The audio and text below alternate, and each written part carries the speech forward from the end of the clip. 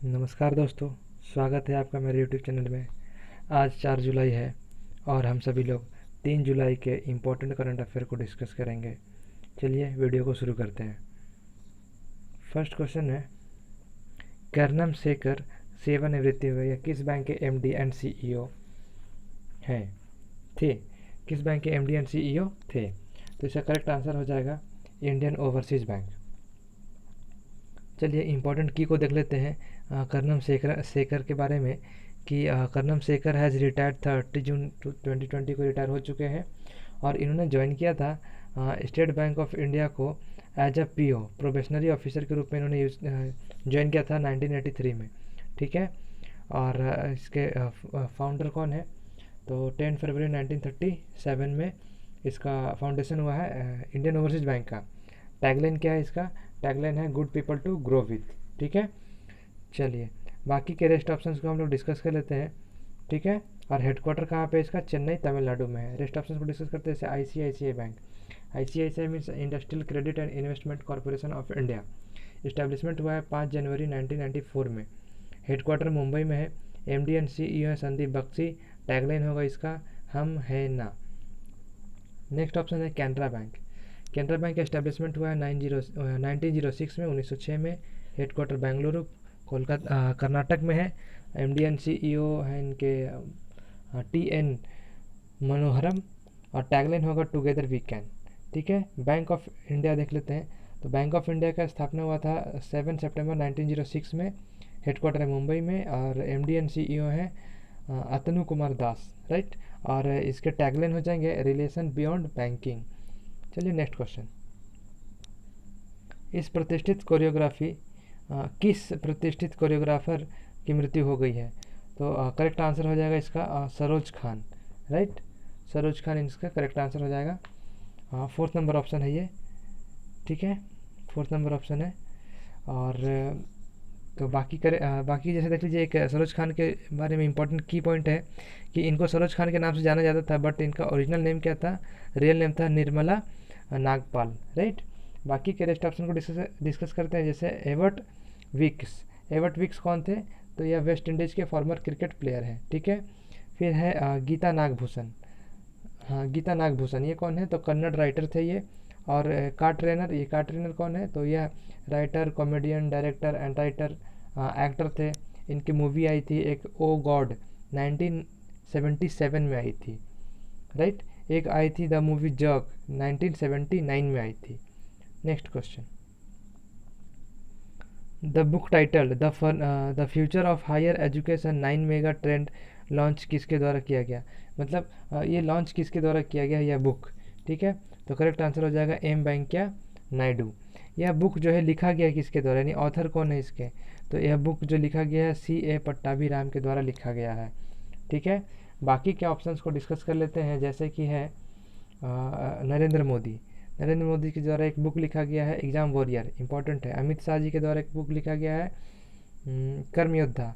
और राजनाथ सिंह क्या है? हमारे डिफेंस मिनिस्टर है। ठीक है, इनका कॉन्स्टिट्यूएंसी है लखनऊ, जो कि गोमती नदी किनारे बसा हुआ है। नेक्स्ट क्वेश्चन, विश्व खेल पत्रकार दिवस कब मनाया गया?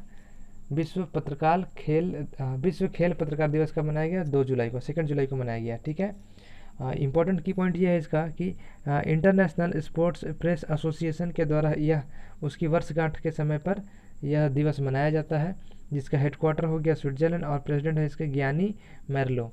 राइट, बाकी के रेस्ट ऑप्शंस को डिस्कस कर लेते हैं जैसे 1 जुलाई। 1 जुलाई को क्या मनाया गया है? राष्ट्रीय डाक कर्मचारी दिवस, राष्ट्रीय चिकित्सा दिवस यानी कि नेशनल डॉक्टर्स डे। और नेशनल डॉक्टर्स डे का थीम था लेसन द मोर्टेलिटी ऑफ कोविड-19। और 1 जुलाई को और क्या मनाया गया? National chartered accountant day. ये सभी मनाए गए हैं 1 जुलाई को। तो 29 जुलाई को क्या मनाया गया है उसके बारे में डिस्कस कर लेते हैं। 29 जुलाई को मनाया गया सांख्यिकी राष्ट्रीय सांख्यिकी दिवस। ठीक है, और 27 जून को मनाया गया है MSME day. Right, next question, किसे 2020 का ग्रेट इमिग्रेंट अवार्ड से सम्मानित किया गया है? ठीक है, तो इसका करेक्ट आंसर हो जाएगा सिद्धार्थ मुखर्जी एंड प्रोफेसर राज चटर्जी, यानी कि दोनों को, बोथ। आंसर इसका हो जाएगा बोथ में। सो दैट देखिए इनको सिद्धार्थ मुखर्जी को क्यों दिया जा रहा है यह award?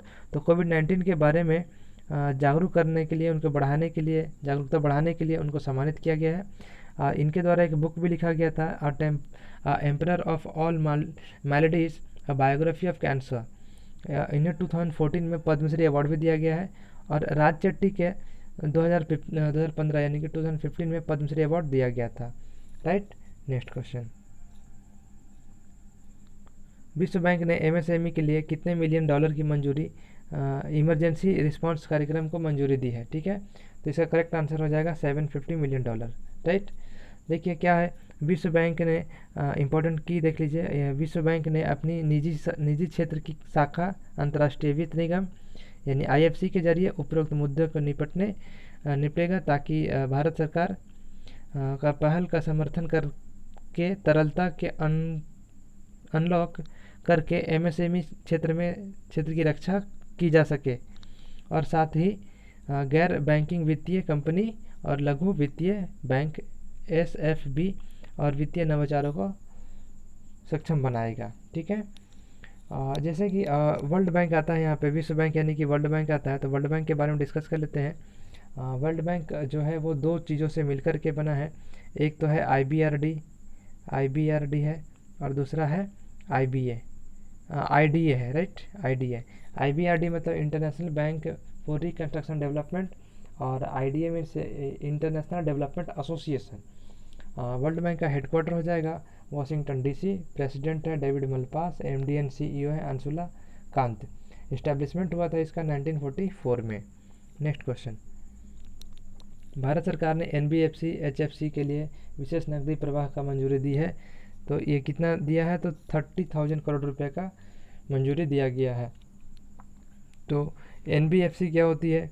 NBFC non bank finance company होता है, फाइनेंशियल कंपनी होती है, या एक फाइनेंशियल इंस्टीट्यूट होता है, बट फुल बैंकिंग लाइसेंस इसे नहीं मिलता है, नहीं होता है इसके पास। ठीक है, इंपॉर्टेंट की क्या है कि यह जो नकदी योजना संचालन करेगा भारतीय स्टेट के सहायक company SBI capital market limited के द्वारा किया जाएगा यह। ठीक है, नेक्स्ट क्वेश्चन, जैसे भारत के किस देश के साथ 50-50 जॉइंट वेंचर कंपनी के साथ संगठन के लिए समझौता हुआ है? तो किस देश के साथ हुआ है? बांग्लादेश के साथ हुआ है। ठीक है, तो बांग्लादेश के बारे में जान लेते हैं। उससे पहले ये इस वेंचर के बारे में जान लेते हैं कि बांग्लादेश में क्या होगा कि एलपीजी बिजनेस को क्या किया जाएगा, बढ़ावा देने के लिए यह वेंचर ज्वाइन किया गया है। ठीक है, बांग्लादेश का कैपिटल हो जाएगा ढाका, करेंसी हो जाएगा टका। ठीक है, और इसके प्रेसिडेंट है अब्दुल हामिद और पीएम है शेख हसीना। नेक्स्ट ऑप्शन को डिस्कस कर लेते हैं, जैसे श्रीलंका कैपिटल हो जाएगा जयवर्धनेपुरे कोट्टे, ये हो जाएगा लेजिस्लेटिव कैपिटल। एक है एग्जीक्यूटिव कैपिटल जो कि कोलंबो होता है। ठीक है, करेंसी है रुपीस, और पीएम हो जाएंगे इसके महिंद्रा राजपक्षे, और प्रेसिडेंट हो जाएंगे गोटबाया राजपक्षे। ये दोनों भाई हैं, पीएम और प्रेसिडेंट दोनों भाई हैं। ठीक है, भूटान के बारे में देखते हैं। कैपिटल हो जाएगा थिम्पू, करेंसी है नागल्ट्रम। इंपॉर्टेंट है, एग्जामिनेशन पॉइंट ऑफ व्यू से बहुत पूछता है, क्योंकि इसका प्रोनाउंसिएशन बहुत अजीब सा है। नागल्ट्रम लिखा हुआ होता है, पढ़ते गल्ट्रम है।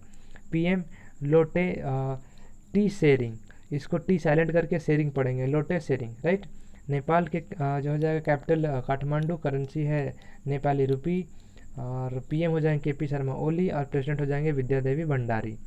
नेक्स्ट क्वेश्चन, किस आईआईटी ने एक घर से कक्षा टीचिंग मोबाइल मास्टर जी ऐप विकसित किया है? तो किसने किया है यह?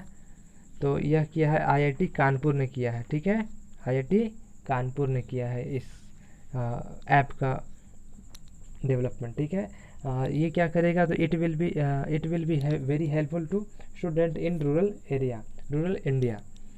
यह रूरल इंडिया में जो रहते हैं लोग, स्टूडेंट रहते हैं, उनको ये हेल्प करेगा। ऑनलाइन क्लासेस की फैसिलिटी दी जाएगी यहाँ पे। ठीक है, चलिए नेक्स्ट क्वेश्चन, किस देश के पीएम एडवर्ड फिलिप ने अपने पद से इस्तीफा दिया है? पीएम पद से इस्तीफा दिया है, तो किस देश का है ये? तो ये है फ्रांस के। ठीक है, फ्रांस के हैं। तो फ्रांस के बारे में जानते हैं क्या है। फ्रांस का कैपिटल हो जाएगा पेरिस, और करेंसी हो जाएगा यूरो। प्रेसिडेंट है इमैनुअल मैक्रोन। पीएम जो थे वो तो रिजाइन दे ही दिए हैं। और रसिया का कैपिटल, रेस्ट ऑप्शन को देख लेते हैं, जैसे कि रसिया कैपिटल हो जाएगा मॉस्को, करेंसी है रूबल, पीएम हो जाएंगे मिखाइल मिशिस्टिन, और प्रेसिडेंट हो जाएंगे व्लादिमीर पुतिन। जर्मनी है, यहाँ जर्मनी के बारे में देख लेते हैं। कैपिटल हो जाएगा बर्लिन, करेंसी है यूरो, प्रेसिडेंट हो जाएंगे फ्रैंक वॉल्टर स्टेनर, ठीक है। और जर्मनी के चांसलर होते हैं, जो कि हैं एंजेला मार्केल। ऑस्ट्रेलिया के बारे में देख लेते हैं। तो ऑस्ट्रेलिया कैपिटल हो जाएगा कैनबरा, करेंसी हो जाएगा डॉलर, और पीएम हो जाएंगे स्कॉट मॉरिसन, ठीक है। इंपॉर्टेंट की को देख लेते हैं। जैसे यहाँ पे इंपॉर्टेंट की ये है कि फ्रांस से हम लोगों ने अपने संविधान में, कॉन्स्टिट्यूशन में कुछ अडॉप्ट किया फ्रांस से, दो चीज़ों को, जैसे कि रिपब्लिक सिस्टम और principle of liberty, equality and fraternity को हमने अडॉप्ट किया है। रसिया से हम लोगों ने एक चीज़ अडॉप्ट किया है, फंडामेंटल ड्यूटी को। जर्मनी से भी हमने किया है इमरजेंसी प्रोविज़न को, ठीक है। तो इस तरह से चीज़, और ऑस्ट्रेलिया से हमने किया है कॉन्करेंट लिस्ट और power of distribution of power between union and state. इन सभी चीज़ों को हमने अडॉप्ट किया ऑस्ट्रेलिया से, ठीक है। दोस्तों, अगर हमारा वीडियो आपको अच्छा लगता है तो हमारे वीडियो को लाइक करें, शेयर करें, कमेंट करें। और आज के लिए इतना ही, मिलते हैं नेक्स्ट डे। Thank you.